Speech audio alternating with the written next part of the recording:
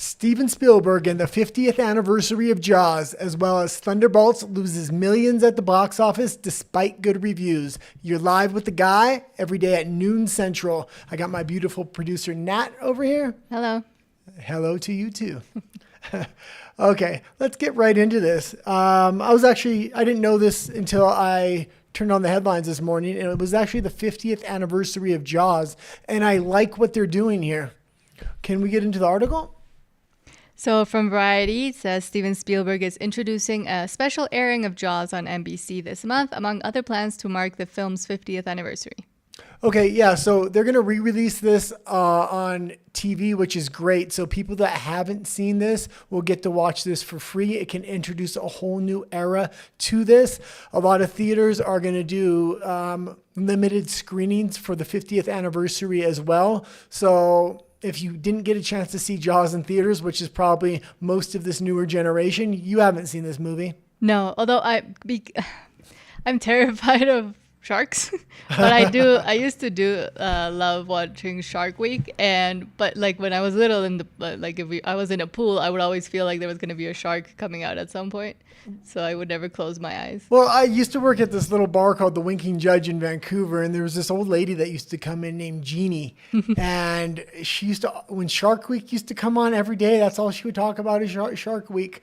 But back to the story here. Jaws, when it first came out, actually didn't have any merchandise or anything like that. It had a video game that was attached, but that was kind of it. Merchandise attached to movies didn't get big until after Star Wars, which, yeah. Let's go into the article here. So, they are releasing a bunch of merchandise for the 50th anniversary, which I think is great. A lot of people were getting their Jaws merchandise from cheap Chinese imitations and things like this. But also, I do know at Universal, they closed down the park in Orlando. They closed down the ride in Orlando a long time ago, but they do bring up some merch every so often in some of their stores, their merch stores in the park, but it's hard to get. Yeah, I used to go to Universal Studios Hollywood, and this is the one ride I remember when I was a kid. I have actually very few memories from when I was a kid. This Jaws ride was actually one of them, so...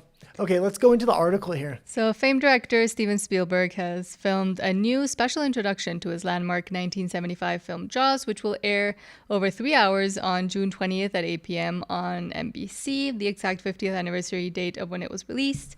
The NBC screening and Spielberg's introduction are just some of the plans NBC Universal has to mark the anniversary. And I actually really do like this as well because this new crop of movies over the last decade is just really thinned out. I remember the movies from the 80s and even the early 90s were a lot better than what they have now, but especially the 80s. And the release of this could really signal the re-release of a lot of other movies into limited release into theaters, the reemergence of merchandise. Studios can recash in on the IP. It's good for the studios, but it's also good for movie fans to show what real movie making is again.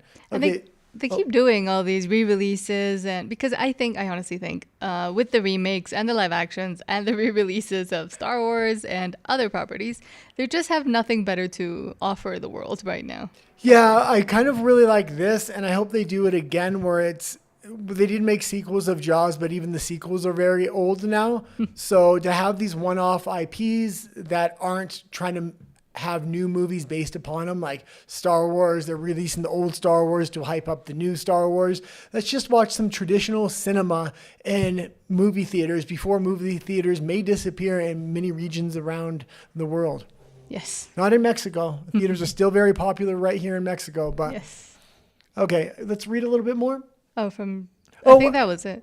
Okay, yeah, let's kind of move on. I actually forgot I was able to get a lot of pop culture stories today, so I may have to blow through these kind of quickly.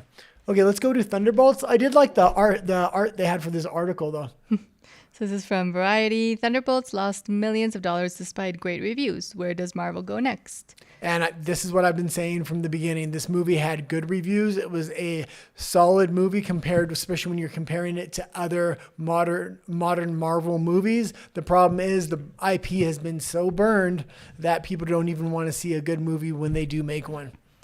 So this is from Rebecca Rubin, who says, days after Thunderbolts hit the big screen, Disney CEO Bob Iger was feeling celebratory. He publicly touted the comic book adventure as the first and best example of Marvel's new movie strategy, referring to the film's positive reception from audiences and critics. And what a relief following a bumpy few years, that's to say the least, and a string of poorly reviewed misfires in the franchise. 6 weeks later, Thunderbolts has cratered at the box office with $371 million globally. It's one of the lowest grossing installments in all of Disney's Marvel Cinematic Universe. If this is the second coming of Marvel, the superhero empire might need another reboot. Yeah, this is absolutely devastating news for Marvel, Disney, and maybe comic book IPs in general. If Superman also bombs, this is bad news for superhero IPs. That being said, it's not like this movie just kind of bombed and they can excuse it to a bad movie. They made a good movie, and when a good movie bombs, well, what are they going to do next? Make an even better movie that's going to bomb? There's not many places to go from here. They're going to have to try something radically new if they do want to stick with these comic book IPs, or this might be the signal to maybe make comic book IPs on a much lower budget where you don't need as much digital effects, special effects, and you can really focus on character development, maybe before they got their superpowers, or how did they get their superpowers, and the actual emotional arc of who these people really are, or these characters really are. I mean, the solution is very simple. Put an actual masculine male as a superhero, make him hot, make him have a love story with a hot girl, and just show him doing super things. That's it. There it is. There's the solution. They just don't want to take it because they keep wanting to feminize everything and have women be their main consumers when women don't care. We don't care about this. Yeah, that's definitely one direction they can go. I think there's a few different options they can do.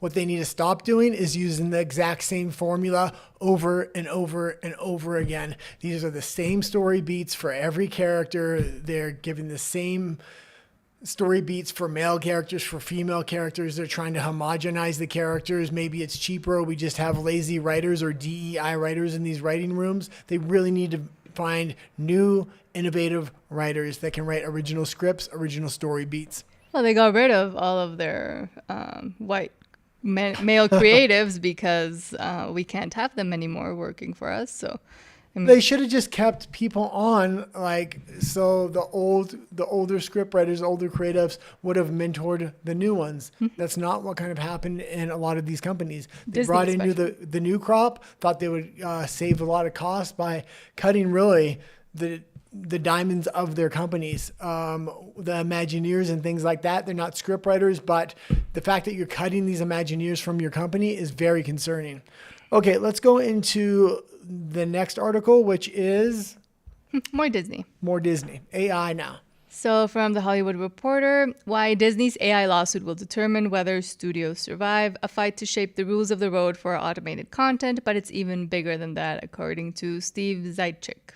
Yeah, and they want to try to gatekeep. They have to be extremely concerned about AI, not just Disney, but all these studios. These are going to give independent people that actually have nothing to do with Hollywood, that just have good ideas, to have proof of concept on their stories, on their scripts, on things like that. This is going to create fan reaction if they're able to release these things on YouTube.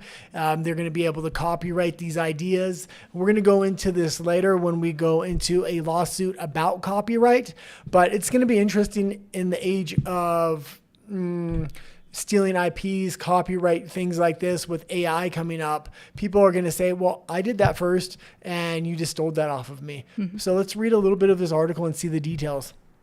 Okay. And so it begins. It finally happened. Those were the two reactions, seemingly opposite, actually harmonious, to the news that Disney and Universal had finally bitten the bullet Wednesday and sued an AI company, the startup image generator Midjourney. Oh, I didn't know. And this is why this case is so crucial. They're actually suing Midjourney. Midjourney is one of the big assets for independent creators, and especially when they're using AI and other things to actually bring proof of concept for their ideas. If Disney and these other studios can no longer gatekeep special effects and these high budget movies, and people can get similar things, and it becomes more based around storyline, there's going to be a huge opening for independent creators and things like this. Let's continue. It had, after all, been nearly 18 months since the New York Times dropped the first shoe, suing OpenAI and its backer Microsoft in December 2023 over alleged unlawful training of its models on Times journalism. That's why it's all biased. As the months dripped by and the Times lawsuit withstood key court challenges, this is just for use, AI firms cried, it made sense that Disney and its studio peers would finally follow their lead. And then became uncomfortable when they didn't. And let's just think about this. If we think this through and they start and Disney and these other studios are able to put barriers on entry and really handicap the AI because they're scared about independents using this AI to compete with them on a fraction of the budget. If they can lock out these independent creators, what's going to happen? This only applies to the US and maybe a few other Western countries if they're able to set this precedent. This is going to open up a market for worldwide movie making and independent creators in China, in Russia, in Korea. They're not going to have these same guardrails in all these countries. So the places they don't have the guardrails on AI where they can try to handicap independent creators, I expect independent creators to really come up in those countries. Mm-hmm. Let's continue. Okay. And then became uncomfortable when they didn't. What was the other shoe waiting for? Some media companies were cutting deals to license content to AI models, a Dotdash Meredith here, a Vox Media there, but clearly Disney and the Hollywood crew wouldn't do that. The stakes were too high, their legal options too varied. So it was with an air of inevitability, that's a hard word, that Disney and Universal filed alleging the bottomless pit of plagiarism in the Shrek and Yoda-like creatures that Midjourney spits out because it has been trained on, well, Shrek and Yoda-like images. Piracy is piracy, Disney's chief legal officer said in an accompanying statement. Yeah, this is going to be extremely interesting what happens with this case. So we'll definitely keep up on this case. Did you have anything to say about this? Well, I don't love AI just because of the death of creativity. Well, this is what's kind of coming up with me as I was reading this article this morning was I'm conflicted because AI offers a huge in for independent creators and it levels the playing field. And it's also going to force Hollywood into making good content again if they want to compete against the independents. So in this particular case, maybe I am a little for AI, but overall I don't like AI, but it is kind of knocking down the gates that Hollywood has been gatekeeping to kind of keep independent creators out of for such a long time. In that sense, yes. But then in the sense of, for example, the opposite problem with people that are actually already creative, people that are on YouTube, content creators, a lot of people are starting to use AI and just producing fully AI produced videos, no effort, like no editing, no nothing. You don't need a camera. You don't even need a voice, and monetizing them, even though YouTube tries to avoid that. I mean, it's pretty hard to do, and Instagram and TikTok, etc. They don't care. Yeah, I do really like YouTube's general policy of promoting things that aren't AI. And if we are flooded by a stream of AI content, I do like the fact if you give priority to all original created content without AI, but maybe there is a place for AI, especially if it's going to allow independent creators to create content that can compete with major studios. But actually creating it. Okay, let's go into the next story here.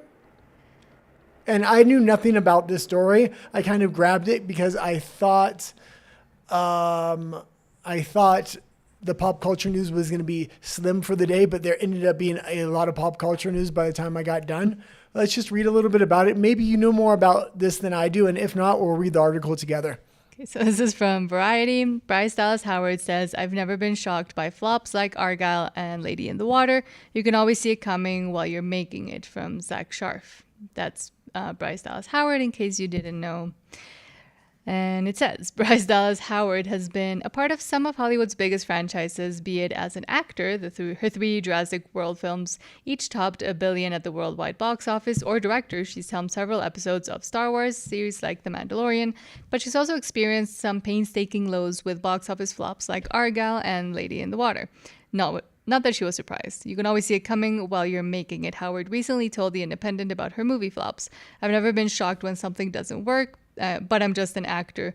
You're there to serve a director's vision. If a movie doesn't turn out the way you envisioned, you can barely feel disappointed because it's not yours. You're not the person who's building the thing. Okay, now, do you know these two movies? Because when I seen this, I wasn't even aware of what this was. I know Lady in the Water. I don't know Argo. Was Lady in the Water where they had the serpent person? They rescued him from a facility. Was that the one? Well, type up the box cover That art was so from I can see Guillermo it. del Toro. Oh yeah, that was from. Oh, how did you know based on that description I just gave? Because that's pretty. what most people know that from. No, Lady in the Water is from what's his face? Shyamalan. Yeah, this was such a failure that something that. Or not, no, it's not from Shyamalan, but it was produced from Shyamalan. It has something to do with M. Night Shyamalan. Well, I cover pop culture and I didn't even know about this. So yeah, this was a huge failure. But if these studios know something's gonna fail, yet they have a chance to pull the plug at any point. You write the script, you have the idea phase, then you have the script writing phase, then you have the storyboarding phase, then you start going into casting. If they knew it was going to fail right from the beginning, there was multiple times to pull the plug. And I think this is Hollywood's problem. Once something gets greenlit, it's just go, go, go. We need content. Especially and with Shyamalan, like he had like a few things that worked. Like for a lot of people don't like it. I know people like Signs, and a lot of people don't like one of my favorite movies from Shyamalan, which is The Village. Most people hate that movie. The only Shyamalan movie I liked was The Sixth Sense. Was that it? With Bruce Willis? I think so. Yeah, like was it Shyamalan? I mean, his movies are all they have great twists. They have great twists at the end, but yeah, it's Shyamalan. They have great twists at the end, but overall, they're kind of slow burns throughout very often. But I do feel like The Village twist was great. Yeah, the twists are good. He sets up the whole movie for a twist. The question is, can you sit through the whole 2 hours or whatever he's gonna make it out to be? And they're usually longer movies. And with a lot of these movies, it's also like they're just throwing money at a director who maybe worked once or twice, but they're still waiting for it to work again. Like with Shyamalan, I don't think most of the newer things he's done are even noticed by people. But he's in circles, so he's always going to get financing for his movie, I think. Mm-hmm. Okay, let's go into the next story here, and I believe it's Lilo and Stitch, $800 million. And I kind of wanted to talk about this based upon some other articles we have today. Hold on, I think I had deleted it. Hold on. So this is from Deadline. Lilo and Stitch surfs past 800 million worldwide box office. And we've kind of already talked about this. I thought this was guaranteed shoo-in for $1 billion, and the fact that it's not quite reaching that, I still think it has hope, but I don't know if it is. Obviously, when it goes to streaming and everything, it will pass that $1 billion mark, but it may not do it in box office, which I am rather surprised at. We have another movie, which is How You Train Your Dragon. How to Train Your Dragon. We've talked a lot about this, and I was a little bit skeptical on the lead up based upon some of the pre-reviews, but now that independent media has gone to the theater and watched this, they're coming back with rave reviews. So I'm expecting with a huge independent media push with this, plus mainstream media push, plus this being one of Universal's top properties, it should be able to pass $1 billion. That being said, Lilo and Stitch didn't do that. So this is between Lilo and Stitch and How You Train Your Dragon, this is going to kind of show what the ceiling for live action remakes are. That's what it's called, live action remake? Yes, How to Train Your Dragon. You're always getting angry at my language. And I'm not I'm not cursing anymore on stream. I thought that would be enough. You still say the actual word for unaliving, so. That's on our political show. This isn't a political show. This is pop culture. Let's keep it PG, please. Well, no, but you've always had that thing where either you say things slightly off or you don't remember a lot of the things. So. Well, I'm covering pop culture, politics, production. I'm doing a million things every day with the studio here. You've been hit in the head quite a few times. And yeah, I used to teach MMA and jiu-jitsu and things like this, so I have been hit in the head a lot. Okay, let's continue. Let's read about this a little bit before we move on to how How to Train Your There Dragon. you go. Disney's live-action charmer Lilo and Stitch has surged past 800 million at the box office. It crossed the milestone with Wednesday's business included. Through yesterday counts 807.6 million worldwide. Well, and I'm still thinking this may pass a billion only because Yeah, it says it's expected to. Ballerina came out last weekend and Lilo and Stitch was still the #1 movie. So I don't see why this shouldn't hit a billion, but maybe there'll be a fall off because How to Train Your Dragon is coming out this week. And this is a direct A-list competitor movie to Lilo and Stitch. Yeah, because Ballerina, I mean, you can't take your kid to watch. No, but the fact that Lilo and Stitch is still maintaining #1 at the box office after all these weeks goes to what we said, and that it has replayability or rewatchability. Okay, let's go into the next article here. So from Variety. Oh, it was this article before How to Train Your Dragon, I guess. Oh, okay. That's fine. Okay. From Variety, HBO Family, Thriller Max, and other multiplex channels to be shut down by Warner Brothers Discovery, from Michael Schneider. Yeah, and I see. I kind of grew up on HBO, and HBO I really like. Although I don't really like the rainbow logo they got there, but I like HBO overall, and I think it has a lot of name brand value. I think it's been mismanaged in recent times. I don't like them to see them shut down a lot of HBO. I like to see them consolidated under an HBO banner. Let's read a little bit about this. Okay. As Elmo leaves the HBO family, so does HBO Family. The spin-off channel, which launched in December 1996 as a more kid and family-friendly version of HBO, will shut down on August 15th. It's part of a larger strategy by Warner Brothers Discovery to pare down its large collection of multiplex channels, those additional linear channels that are usually included in the price of HBO or Cinemax subscription. Yeah, and this is kind of showing the business move of consolidation of channels in cable news. When cable news was at its height, if they had the licensing for HBO, it was easy for them to create multiple channels. It's hard to get that original licensing. So when cable was at its height, it's like, let's just make a bunch of channels. It's just more income. It will pump the brand up. They can streamline children from HBO Family into HBO. So this was a good idea when the market was much different. Now that everything's moving to streaming, they went from one channel to all these channels at the height of cable. Now they're consolidating back down to just the primary channels like HBO. And I'm expecting a lot of other cable channels to do the same. Yeah. And I mean, streaming really is just the thing now. Kind of unfortunately, in my opinion, especially because they're all divided and they're all still kind of trying to keep their own little. Yeah, there's a lot of jostling going on, and there's going to be buyouts and everything else. Oh, that's my light for the new set. Yeah. That's Amazon. Okay, well, I'll get that after. But let's go into the next story here. And this is How to Train Your Dragon, which is looking like a fantastic movie, at least from the early reviews from independent creators.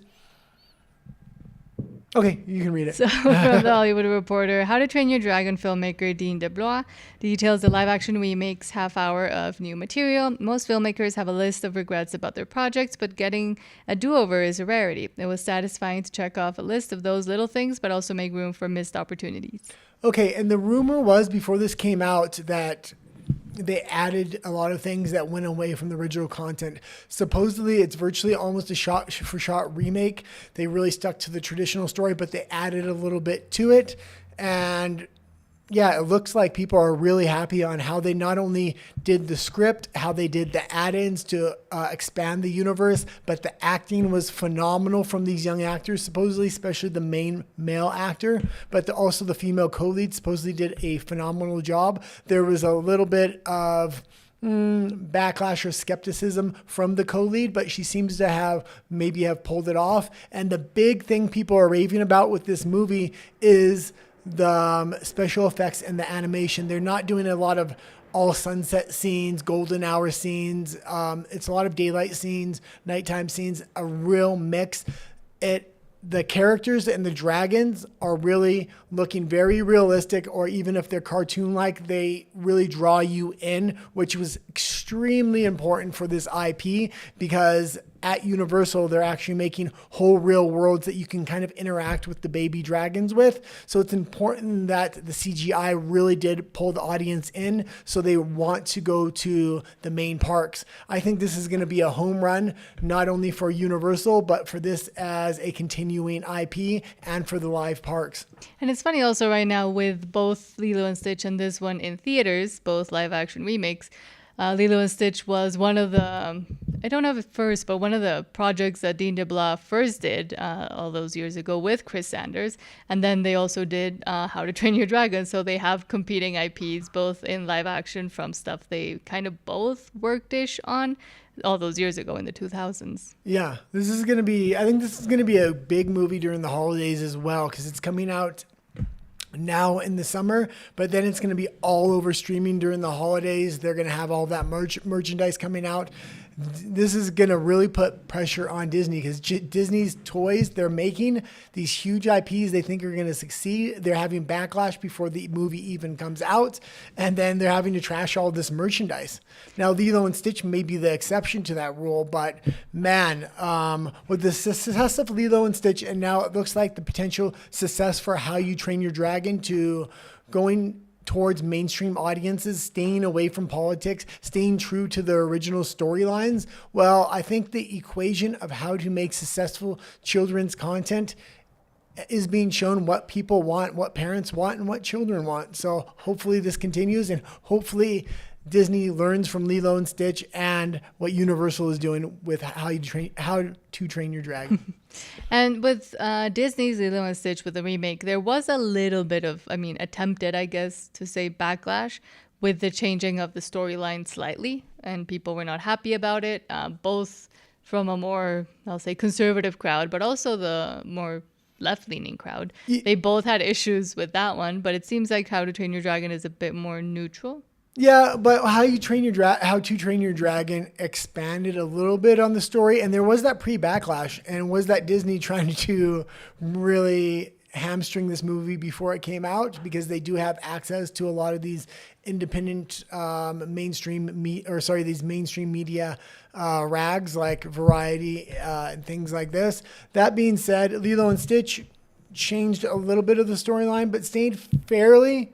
But a lot of people are angry that they changed, according to them, the meaning of Ohana, the meaning of family. Yeah, they definitely changed the ending. But for the most part, it did stay true to the original IP for a lot of things, not everything. And the same thing with How You Train Your Dragon. So you can make minor tweaks as long as you're staying fairly true to the original content. Okay, let's go into How to Train Your Dragon again. Another article. This is the pre-sales and things like this. I really do love the economics of the box office. That's why I cover it so much.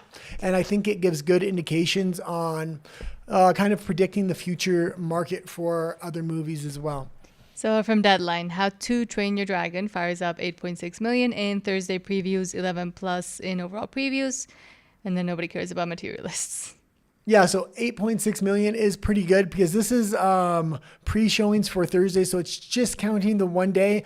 Also, with these box office numbers, as of late, for the last few months, they've been really slow to tabulate. So they haven't been tabulating the actual numbers, so I expect it to be a little bit higher.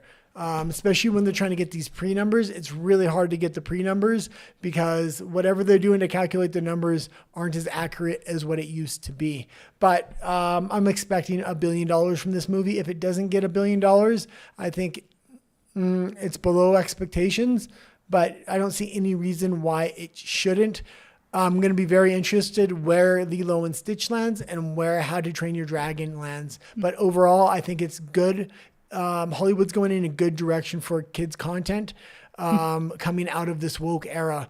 I understand they still have things in the vault that they either have to try to release or try to edit and then release, but they know what they have to do now if they want a $1 billion hit. And in the future, I think a lot of these Marvel IPs and a lot of these more adult-oriented IPs or teenage adult-oriented IPs aren't going to hit $1 billion, but children's content will always have an opportunity, if it's done right and they stay non-political, to make $1 billion, because it appeals to not only the kids, but the parents have to take the kids. So if you have two kids, a husband and a wife, That's 4 tickets for every family that goes, plus the rewatchability factors. If kids like the movie, they're going to pester their parents. Take me to go see it again. Take me to go see it again. Buy it when it comes out. Get me the toys. So that's why these children's IPs are so crucial going forward for Hollywood. Okay. I do think it's cute that both of the like main kids movies right now competing were kind of created by friends-ish. I don't know if they're friendly still, but Well, let's see what Disney and let's see how they treat these creators, because Disney had the main guy that was making a lot of these IPs and writing a lot of these scripts, and they kind of got rid of him. which one? They got rid of a lot of people. Yeah, the main guy, the Film Threat, did a huge a series of articles on this. Remember, they said he was involved in SA, but it was No, that was Pixar. That's John Lasseter. Oh yeah, Pixar and John Lasseter. The fact that they got rid of him, I think somebody needs to pick up John Lasseter. They did. He went to Universal. Oh, he went to Universal. I think so. Oh, and then now look what Universal is doing. That was a long time ago. Okay, let's continue on here. I don't know if he went to Universal or DreamWorks. Did he go to DreamWorks? Okay, Did he found DreamWorks? let's continue on My here. brain's not working today, but I did know that story pretty well. So from the AP, Trump administration moves to lift Biden-era mining restrictions near boundary waters in Minnesota. And you say, this is a pop culture channel. Our political channel's at night. And even you said our show is at night. Was this supposed to be in here? Yes, this is supposed to be in here. This is tangentially related to AI.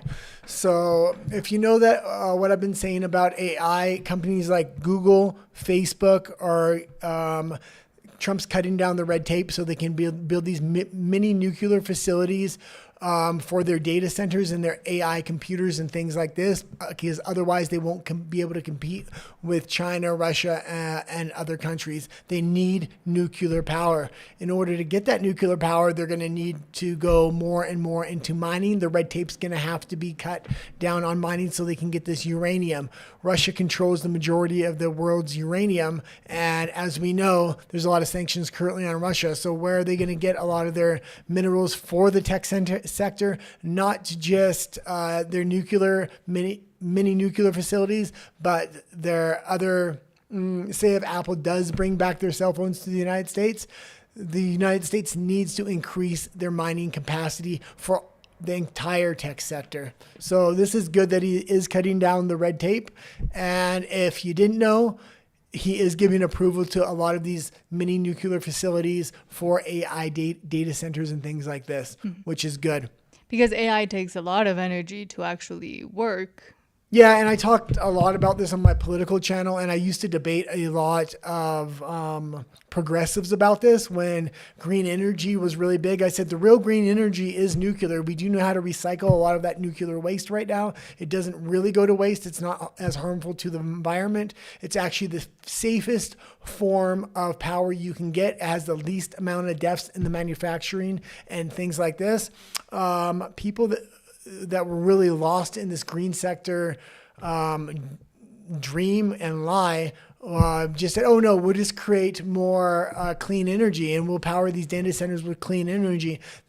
And they never looked at the statistics. I said it's statistically impossible to provide the amount of power you need for even the AI tech sector, let alone the rest of the nation. The only way to do it is nuclear. And there's going to be a shift in not only the American psyche, but the world psyche because of AI and the amount of power it needs. And what did we see?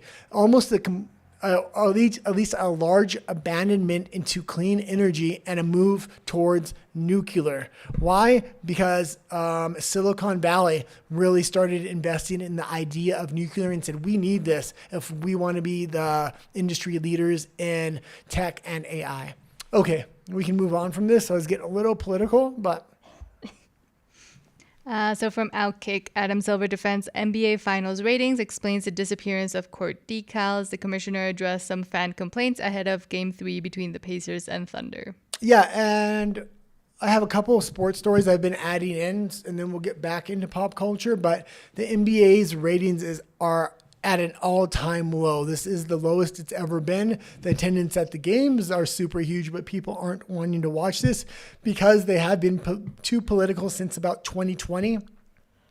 That's when the NBA kind of fell off the deep end. We'll get into a little bit of the numbers here, but just so you understand what a successful sporting league ratings or numbers is, the NFL for the Super Bowl gets 127 million people watching globally. That being said, football is not the most popular sport globally. The NBA actually, you could argue it used to have more global reach than the NFL. The NFL really appeals to Americans. It has a little bit of crossover now into Mexico that I'm down here. Mexicans really do like the NFL, and Canadians will watch the Super Bowl, but for the most part, they don't watch a lot of NFL compared to America.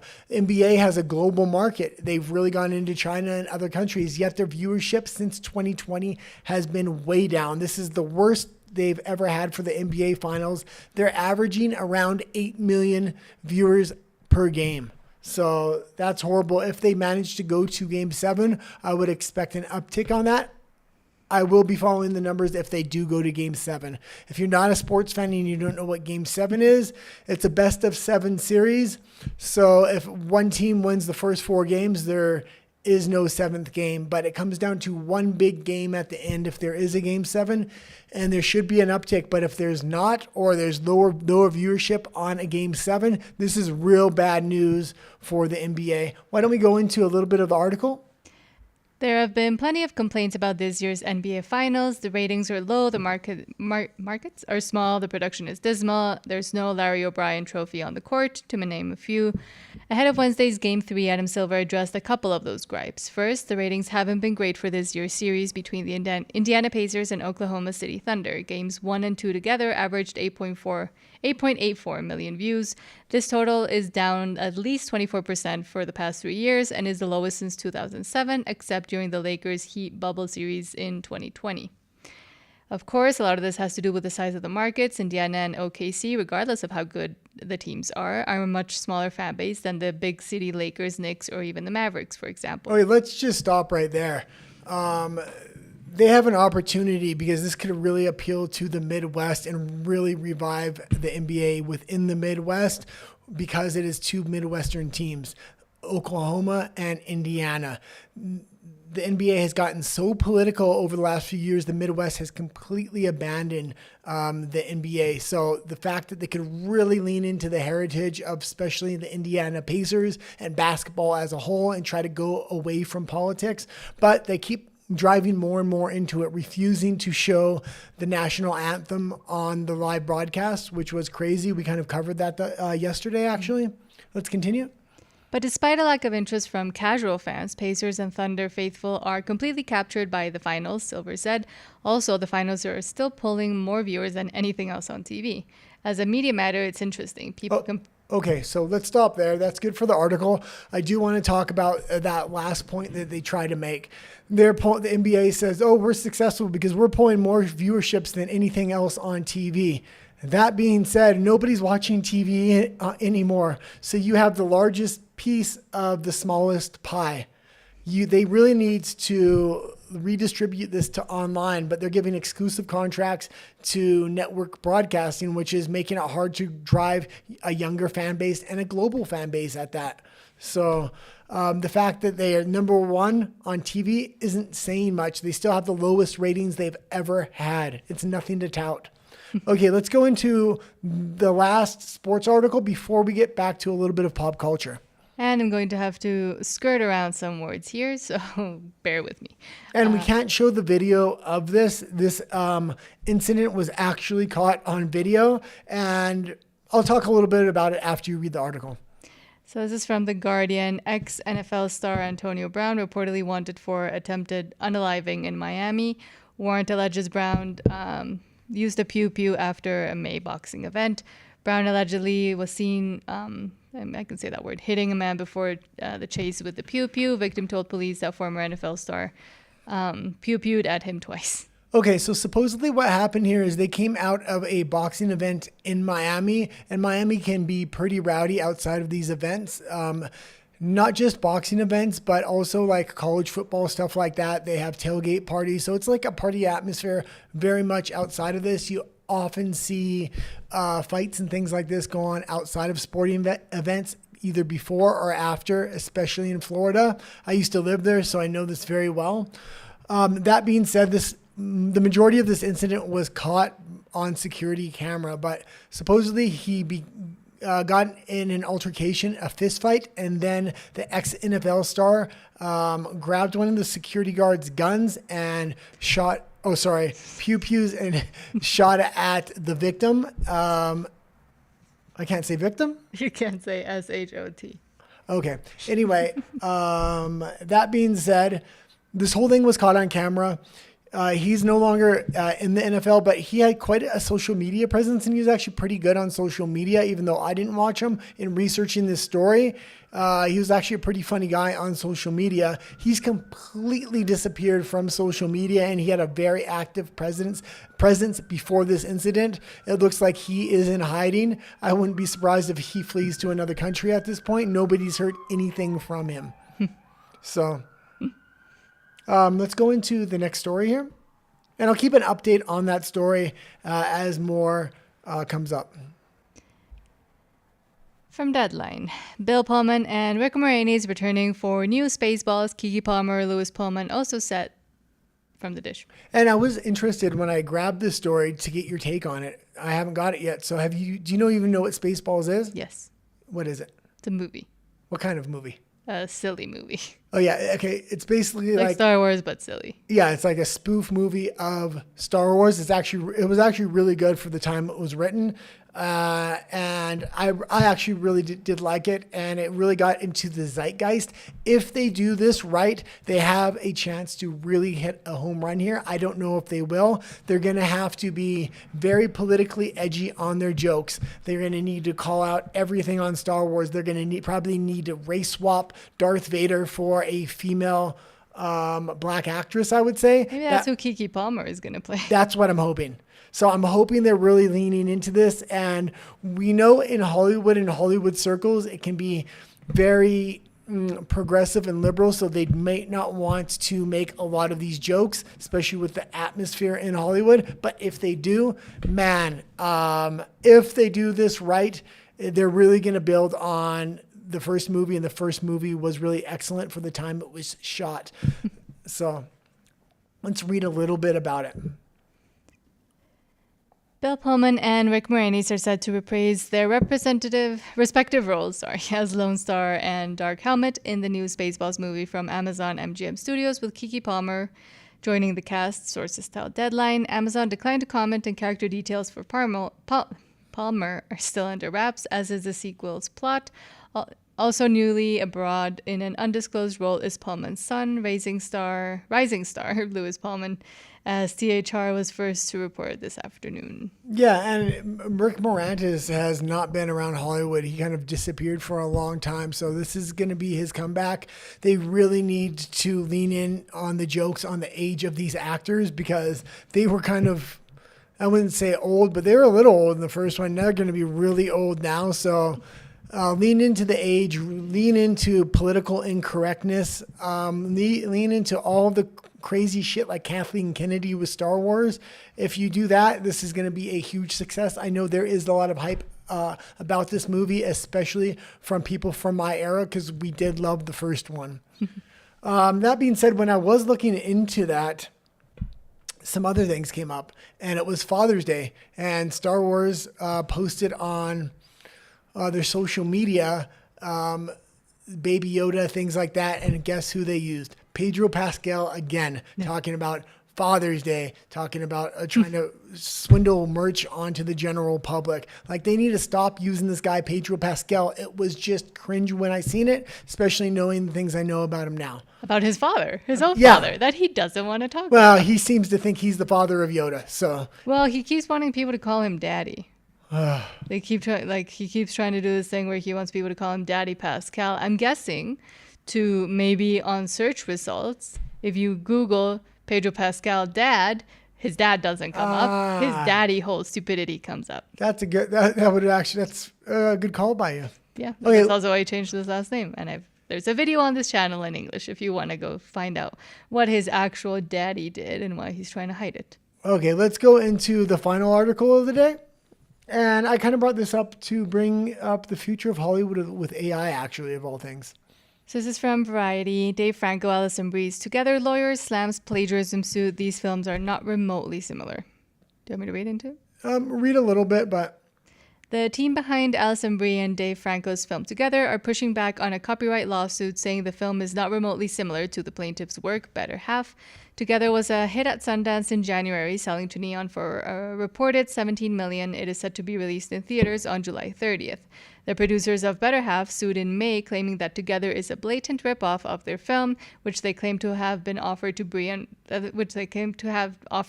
Franco in 2020, and which their agent had turned down. Both projects involve a couple that become physically stuck to each other through a mysterious force. And this is why very much Hollywood studios and actors and things, if you send a script from an independent, they won't even open the script, because now the script has been attached to Franco because he actually opened it, and they have evidence that he read the script back in 2020. Now they're claiming there's some claims on date issues and stuff like that, but studios very often won't, whether it's music studios or film studios, they don't like to open independent works because then it opens up to lawsuits like this.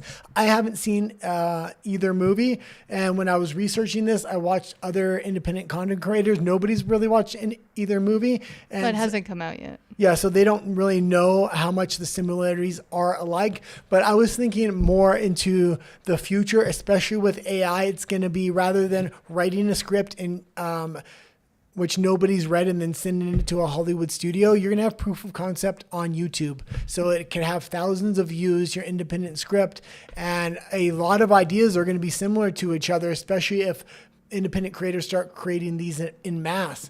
So it's going to really, like, if courts start really siding with, this is the same, it's $100 million lawsuit or even $1 million, once a lot of this AI content starts coming out, things are going to be so similar. It's not going to leave much room for new content without the chance of a lawsuit. What do you think of the concept of the movie? Like, do you think it's even worth fighting about? The story? The one is a much more darker horror film, and the Together is supposed to be actually a pretty good movie from when I was researching this. The original one supposedly wasn't, but... That's essentially how our life is. What? Together. Like the movies are about a couple that is gets stuck together. And we work together. We do everything together. Yeah, you're like a barnacle on my back. I'm like a whale. Ew, that sounds gross. Why did you have to make it gross? I'll keep up on this case because it's going to be interesting, and especially not so much for this is more of a traditional lawsuit, but as AI and proof of concept become more easier to prove, I believe lawsuits are going to become more and more and more common within Hollywood. And this is why I think films made in other countries that it's not so easy to do copyright lawsuits in and things is going to be a real opportunity for those independent creators. And sorry, Rafa. Hello. We got a comment. Rafa says, besides his dad failed, he's speaking about Pedro Pascal. Besides, his dad failed on parenting with the other brother and with Pedro as well. But it was sister. Exactly. That's where the failed parenting comes in. So yes, Pedro Pascal has a sister who used to be a brother. And I do need to mention, yesterday I had an old clip of Meghan Markle, and I just wanted to test out if the thumbnail was going to work, and it destroyed every other live I've done on pop culture. It got over 1,000 views, which is a lot for this channel. Usually I get like 20 to 30 views. Something's going on with the algorithm in Meghan Markle, and I believe a lot of it has to do with bots and maybe Markle, in my opinion, having paid YouTube to really push her name out there for anything that has her name in it, whether good or bad. So I was shocked at the amount of views we got, because you get quite a lot of views anytime you talk about Markle on our Spanish channel or at night as well. that being said, yeah, something's going on with I kind of Marco. want to do a more in-depth investigation and then release that video and see if it also garners a bunch of views. But I'll keep anytime there's news on Meghan Markle now, I guess I'm going to do it because it not only got a lot of views, it got me subscribers as well on a very small channel, which this English channel is right now. We're still expanding it. So thank you. Yeah. Thank you to Meghan Markle. And to all the people that subscribe. Even though I don't like Meghan Markle, thank you. Yes. Okay. What else did Rafa say? That was it. Oh, that was it. Okay.